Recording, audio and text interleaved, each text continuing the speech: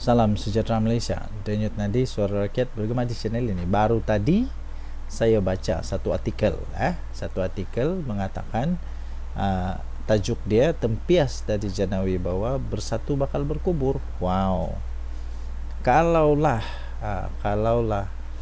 tiba-tiba bersatu dibatalkan, kalau dibatalkanlah dia punya pertubuhan oleh ROS, wah, pergi mana ni? Mau pergi mana ini 25 orang kah MP bersatu? Adakah mereka mau masuk UMNO? Tidak. Mereka tidak akan masuk UMNO. Menurut sumber itu dia kata mereka tidak akan masuk UMNO selagi Zahid Hamidi jadi presiden. Masuk PKR jauh sekali, dan PKR tidak akan terimalah, jangan harap. Jangan harap. Muhyiddin masuk PKR jangan harap. Jangan harap. Jadi akhirnya bagaimana 25 MP ni? Adakah bersatu akan kehilangan 25 MP-nya secara serentak? Iyalah, kalau sudah ROS batalkan, sudah batalkan diorang punya pertubuhan, mana ada lagi diorang punya parti politik? Kalau tidak ada parti politik, diorang terpaksa jadi bebas, ataupun terpaksa dibuat semula PRK. Paling kesian ialah Muhyiddin Yassin lah. Muhyiddin Yassin mau pergi mana? Mau pergi mana Muhyiddin Yassin? Dan akan terpahatlah di dalam sejarah Malaysia kita ni yang bahawa Parti Bersatu diharamkan kerana perbuatan Muhyiddin. Kalau betul itu terjadilah. Tapi saya secara peribadi saya harap tidaklah, kesian juga. Tapi pun begitu, saya sentiasa menyokong kepada perlembagaan Malaysia, iaitu tentang undang-undang. Salah tetap salah, betul tetap betul. Negara Malaysia mempunyai perundangan antara terbaik di dunia. Kita tidak akan berkompromi dengan yang salah. Sebagai buktinya, kita tidak pun berkompromi kepada bekas Perdana Menteri tidak. Salah tetap salah. Salah tetap salah. Jadi Muhyiddin Yassin mungkin boleh saja dipenjara kalau dia bersalah. Pada masa yang sama, tempiasnya terkena pula dekat Bersatu. Sebab menurut sumber itu yang saya baca tadi itu, anda boleh lihat di Harapan Daily. Bertarik hari ini dia bertarik kemarin 15 Ogos 2024, tempias Jana Wibawa Bersatu bakal berkubur. Menurut sumber yang dipetik itu, dia kata begini, lain pula ia berlainan daripada kes Najib. Kes Najib masuk akaun dia, yang masuk penjara dia. Yang ini ia berlainan daripada kes Najib, di mana wang pada kali ini, pada waktu zaman Bersatu ini, zaman Jana Wibawa ini, wang yang dimasukkan itu ke dalam akaun pribadi waktu zaman Najib. Tapi zaman Jana Wibawa ini, dia bukan masuk ke dalam akaun pribadi, tapi wang itu dimasukkan ke dalam akaun bank Parti Bersatu. Wah. Jadi tuan-tuan dan puan-puan yang dihormati sekalian, sekiranya didapati bersalah, ada memang niat dengan salah, habislah Bersatu, lingkup batal. Muhyiddin memang tiada erti sudahlah. Siapa yang mau terima lagi Muhyiddin, ya? Dia menyebabkan Parti Bersatu dibatalkan kalau dia dari parti bersalah. Okey, so kita sokong perundangan negara Malaysia. Denyut nadi suara rakyat bergema di channel ini. Betul tetap betul, salah tetap salah. Kalau Muhyiddin betul, lepaskan. Kalau Muhyiddin salah, ambil tindakan. Jadi apa boleh buat supaya pengajaran untuk pemimpin-pemimpin akan datang. Kita jumpa lagi. Selamatkan Malaysia. Bye-bye. Salam sejahtera Malaysia. Muhyiddin dalam masalah besar. Apa tidaknya kes Jana Wibawa belum selesai. ramainya pemimpin bersatu yang yang termasuk dalam kes Jana Wibawa. Hebat. Ini terbaru. Tempias Jana Wibawa bersatu bakal terkubur. Wow. Adakah bersatu akan terkubur terus kerana tempiasnya daripada Jana Bersatu? Jana Bersatu pula, Jana Wibawa. Tuan-tuan dan puan yang dihormati sekalian. Kesian juga saya sebenarnya dengan Bersatu nih. Sekejap zaman pemerintah negara Malaysia sudah banyak terpalit dengan kes itu, kes ini. Bukan main lagi Muhyiddin Yassin dulu. Mau buktikan Najib salah dengan Mahathir. Waktu itu ingat lagi. Tapi sekarang siapa yang kena? Saya masih ingat lagi Muhyiddin sampai dipecat daripada UMNO kerana dia cuba mempersoalkan Presiden UMNO waktu itu, Najib Razak, tentang 1MDB. Sekarang Muhyiddin pula dalam masalah besar dalam Jana Wibawa. Bersatu bakal terkubur sekiranya presidennya Tan Sri Muhyiddin Yassin didapati bersalah dalam kes salah guna kuasa yang membabitkan kes Jana Wibawa. Dalam kes Muhyiddin Yassin, wang dimasukkan ke dalam akaun bank Parti Bersatu.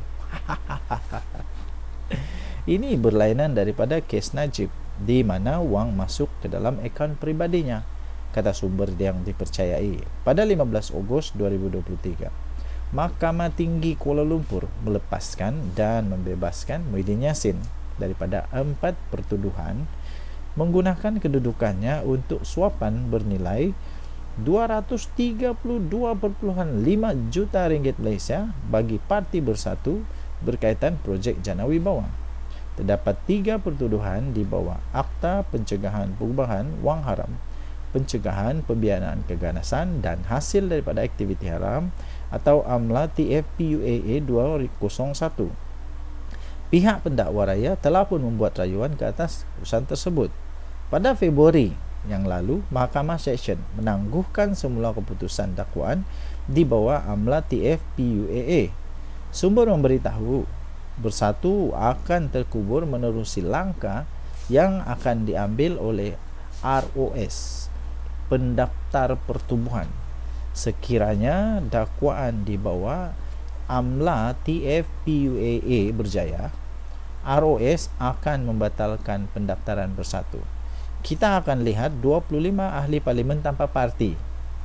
Mereka tak akan masuk UMNO selagi Datuk Seri Ahmad Zahid Hamidi masih presiden, dan mereka tak akan sertai PKR, kata sumber itu lagi. Okey, jadi ini artikel anda boleh lihat, anda boleh baca di harapandaily.com 15 Ogos 2024. Ini dia. Jadi adakah benar kerana tempias daripada Bersatu, adakah benar Bersatu pula tempias daripada Jana Wibawa, adakah Bersatu akan terkubur? Kesian. Tapi apa boleh buatlah, segala sesuatu yang dibuat memang ada dia punya consequence. Berani buat, berani tanggung.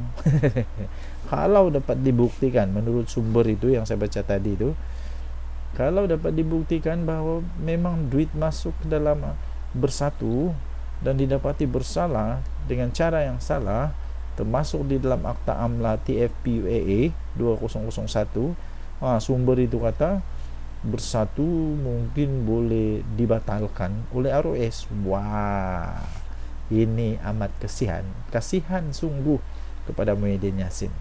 Apa pendapat anda? Tinggalkan komen anda. Denyut Nadi, Suara Rakyat, bergema di channel ini. Jangan lupa tekan butang subscribe, like dan share. Bye-bye. Salam sejahtera Malaysia. Habis Muhyiddin kena kali ini. Memang betul-betul kau Muhyiddin kena kali ini. Cakap je lebih, tapi sendiri tak sedar diri. Itulah, waktu bercakap orang kata tengoklah kiri kanan dulu. Jangan duk cakap barang sedap mulut saja, tapi sendiri tak sedar diri. 17 bulan pun gagal. 17 bulan memerintah gagal. Puat bidas dakwaan Muhyiddin, ramai mahu PN kembali. Betulkah ramai orang mau Perikatan Nasional kembali memerintah? Hari ini Muhyiddin Yassin mendakwa rakyat kononnya mengharapkan Perikatan Nasional segera mengambil alih Putrajaya susulan kenaikan kos sara hidup. Betulkah? Betulkah Muhyiddin? Tapi kalau tiba-tiba bersatu ataupun PN menang pun, ataupun PN naik jadi kerajaan pun, Muhyiddin jadi Perdana Menteri lagi kah? Seorang pemimpin UMNO meminta Muhyiddin Yassin menasihatkan Kerajaan Kelantan terlebih dahulu yang ditunjangi oleh PAS untuk menyelesaikan masalah pengundi negeri. Berbanding teruslah menunggang isu kos sara hidup demi menagih undi. Ahli Majlis Kerja Tertinggi UMNO Puat Zarkarsi berkata PAS yang telah pun memerintah Kelantan selama lebih 34 tahun masih gagal sampai sekarang ini menyelesaikan geran tanah penduduk negeri, selain isu air bersih dan pembalakan yang semakin meruncing. Dia kata Muhyiddin tidak perlulah tunggang isu kos sara hidup untuk menipu rakyat negeri. Rakyat termasuk di negeri tahu yang mana kaca mana permata. Sepatutnya Muhyiddin mengingatkan kerajaan Kelantan lah, selesaikan dulu masalah rakyat di negeri, seperti hak pemilihan tanah, isu air bersih, isu pembalakan, katanya. Dalam kampanye di negeri, Muhyiddin Yassin yang juga adalah pengerusi PN berkata calon gabungan itu, yaitu Rizwadi Ismail, perlu menang Sabtu ini sebagai isyarat kepada pentadbiran Perdana Menteri Anwar Ibrahim bahawa rakyat kini terbeban dengan kenaikan kos sara hidup. Bekas Perdana Menteri itu mendakwa susulan kenaikan kos sara hidup yang semakin menekan di bawah kerajaan paduan, ramai mengharapkan PN segera mengambil alih Putrajaya. Siapa kata? Puat mempersoalkan keupayaan Muhyiddin apabila pentadbiran yang telah diterajui oleh Muhyiddin Yassin selama berapa lama? 17 bulan saja digelar kerajaan gagal. Kerajaan gagal. Ekoran beberapa dasar semasa Perintah Kawalan Pergerakan PKP yang didakwa silap. Kehidupan rakyat susah semasa PKP. Oh, yang ini saya setuju. Oh, waktu itu memang susah betul tahu. Kehidupan rakyat memang susah waktu PKP. Ramai jadi bankrupt, hilang kerja, bisnes tutup, ekonomi negara terjejas teruk kerana dasar PKP Muhyiddin yang silap, kata Puat Zarkarsi. Rakyat negeri tahu kemampuan Muhyiddin, katanya. Puat juga menyifatkan Muhyiddin sebagai bermimpi apabila membangkitkan isu basi dah, dengan mendakwa beliau sepatutnya menjadi Perdana Menteri ke-10, bukannya Anwar. Mimpi lagi Muhyiddin ni agaknya. Dia dakwa Agong silap kerana tidak memanggil dia mengangkat sumpah. Mana ada Agong pernah silap? Tidak. Agong sentiasa buat keputusan yang betul untuk negara Malaysia. Ternyata Muhyiddin masih bermimpi untuk jadi Perdana Menteri, walhal dia sudah pun terbukti Perdana Menteri gagal dan mampu bertahan 17 bulan saja, kata Puat Zarkarsi. Okey, untuk mendapatkan berita ini anda boleh layari di Free Malaysia Today. Tarikhnya 15 Ogos 2024. 17 bulan pun gagal. Puat bidas dakwaan Muhyiddin, ramai mahu PN kembali. Tinggalkan komen anda. Denyut nadi suara rakyat bergema di channel ini. Jangan lupa tekan butang subscribe, like dan share. Bye bye. Salam sejahtera Malaysia. Terbaru, baru saja diterima sebentar tadi. Adakah UMNO sebenarnya sudah mengetahui bahawa mereka sudah kalah? Mereka sebenarnya sudah kalah, menjangkakan memang sudah kalah di PRK Dun Negeri. Adakah UMNO memang sudah tahu mereka akan kalah? Ini daripada sahabudin.com.net 14 Ogos. Apakah ini bermakna UMNO sudah jangka akan kalah di Dun Negeri? Menurut laporan, UMNO tidak akan menjemput pimpinan tertinggi parti dari kerajaan perpaduan bagi menghadiri Perhimpunan Agung UMNO tahun ini, PAU 2024. Setiausaha Agungnya sendiri, iaitu Dr. Ashraf Wajdi Dusuki, berkata, perkara itu telah dibincang dalam mesyuarat Majlis Pimpinan Kerajaan Perpaduan supaya PAU yang berlangsung pada 21 sehingga 24 Ogos ini mengutamakan keluarga UMNO terlebih dahulu. Tahun pertama, katanya tahun pertama kita buat jemputan. InsyaAllah mungkin tahun depan atau tahun sebelum PRU biasanya begitu jugalah buat jemputan, katanya. Tahun ini kita beri ruang untuk keluarga besar UMNO berbincang secara kekeluargaan, katanya, pada sidang media sempena PAU 2024. Pada tahun yang lalu, Datuk Seri Anwar Ibrahim yang juga Presiden PKR dan pengerusi Pakatan Harapan telah hadir buat julung kalinya ke PAU 25 tahun selepas dipecat daripada UMNO. Kali terakhir beliau berada di pentas yang sama ialah pada bulan Jun 1998 yang lalu, selaku timbalan Presiden UMNO pada ketika itu sebelum beliau dipecat 3 bulan kemudiannya. Sesungguhnya keputusan UMNO untuk tidak menjemput pimpinan tertinggi parti yang membentuk kerajaan perpaduan ini dalam menghadiri PAU tahun ini adalah sesuatu yang amat pelik. Ini kerana PAU tahun lepas mereka dijemput dan kemudian dikata pula jemputan akan dilakukan semula pada PAU tahun depan dan seterusnya. Maknanya hanya tahun ini saja tidak dijemput. Kenapa hanya tahun ini tidak jemputan? Adakah ini bermakna UMNO sudah tahu bahawa calon mereka akan kalah dalam PRK Nenggiri pada 17 Ogos ini? Sebelum ini Presiden UMNO Ahmad Zahid Hamidi pernah dipetik sebagai berkata, kemenangan calon UMNO di Nenggiri adalah penting agar ia memberi makna kepada PAU 2024 yang akan berlangsung 4 hari selepas pengundian di Nenggiri itu. Sehubungan itu, beliau yang juga adalah timbalan Perdana Menteri menggesa jentera kempen untuk bekerja keras bagi memastikan kemenangan calon BN dalam PRK tersebut. Beliau kata kekalahan kita pada PRN ke-15 di Dun Negeri cuma 810 majoriti yang diperoleh oleh Muhammad Azizi Abu Naim. Datuk Ramli Muhammad Nur, timbalan yang di-Pertua Dewan Rakyat, tahu ramai pengundi orang asli tidak keluar atas sebab tertentu. Ramai pengundi di kawasan Kesedar juga tidak keluar mengundi. Selain itu, 9 pusat daerah mengundi di kampung tradisional dan 1 rancangan Felda Perasu ada masalah. Tapi kali ini, Alhamdulillah, katanya. Okey, jadi saya terus ke hujungnya saja. Begitupun, kenapa tiba-tiba pemimpin tertinggi parti-parti dalam kerajaan perpaduan tidak dijemput pada PAU kali ini? Adakah Zahid Hamidi sebenarnya tidak yakin dengan kemampuan untuk mampu menang? Kemenangan mampu diraih di Dun Negeri. Apakah ini juga bermakna semua jentera kempen BN Barisan Nasional sudah tidak mampu menolong Zahid lagi bagi memastikan calon Barisan Nasional mencipta kemenangan di Negeri? Aduh, pening kepala. Ha, dia kata. Denyut nadi Suara Rakyat bergema di channel ini. Jangan lupa tinggalkan komen anda. Pada pendapat anda, siapakah yang bakal menang di Dun Negeri? Kita jumpa lagi. Bye-bye. Salam sejahtera Malaysia. Denyut nadi Suara Rakyat bergema di channel ini. Okey, tuan-tuan dan puan-puan yang dihormati sekalian, tinggal hanya 1 hari saja lagi untuk PRK Nenggiri, Dun Negeri, yang akan kita akan melihat 1 lawan 1 di antara UMNO dan juga Bersatu. Baik, sebelum itu saya ingin bertanya kepada tuan-tuan dan puan-puan yang dihormati sekalian.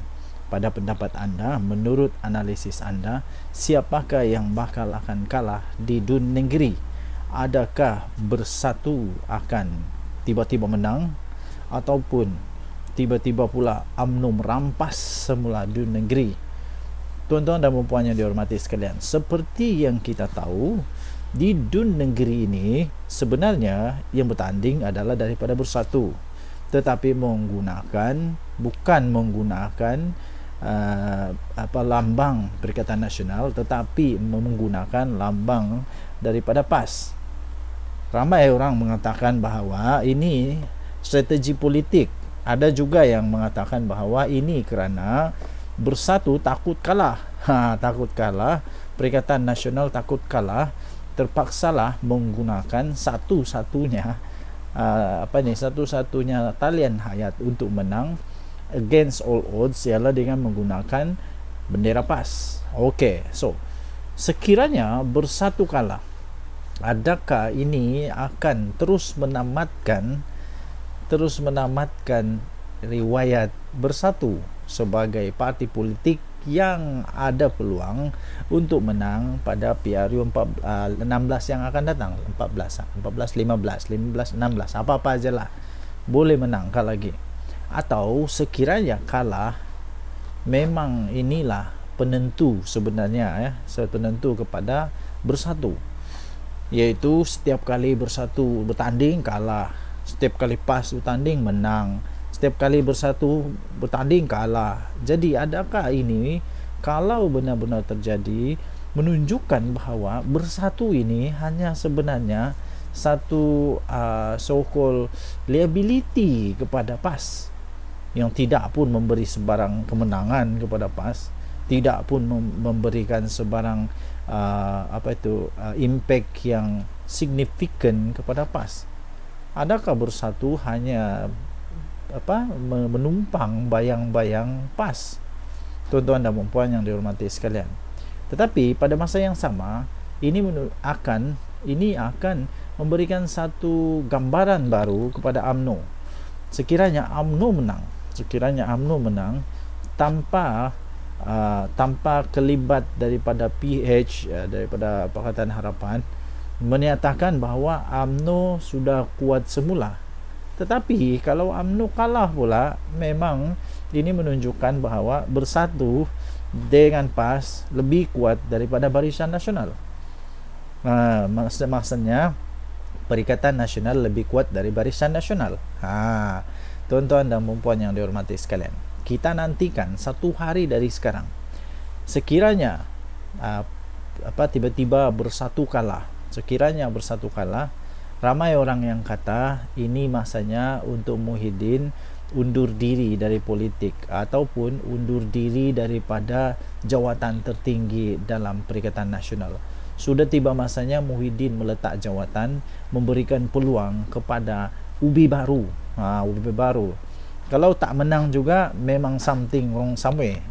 Sebab selama ini bila PAS bertanding menang, bila Bersatu bertanding kalah. Jadi ini menurut ramai rakan-rakan, ini satu indikasi sebenarnya bahawa Bersatu tidak kuat. Apa pendapat anda? Sila tinggalkan komen anda. Denyut Nadi, Suara Rakyat, bergema di channel ini. Jangan lupa tekan butang subscribe, like dan share. Bye-bye. Salam sejahtera Malaysia. Saya belum bercakap lagi sudah rasa lucu. Belum saya bercakap pun saya sudah rasa lucu. Apa yang lucunya?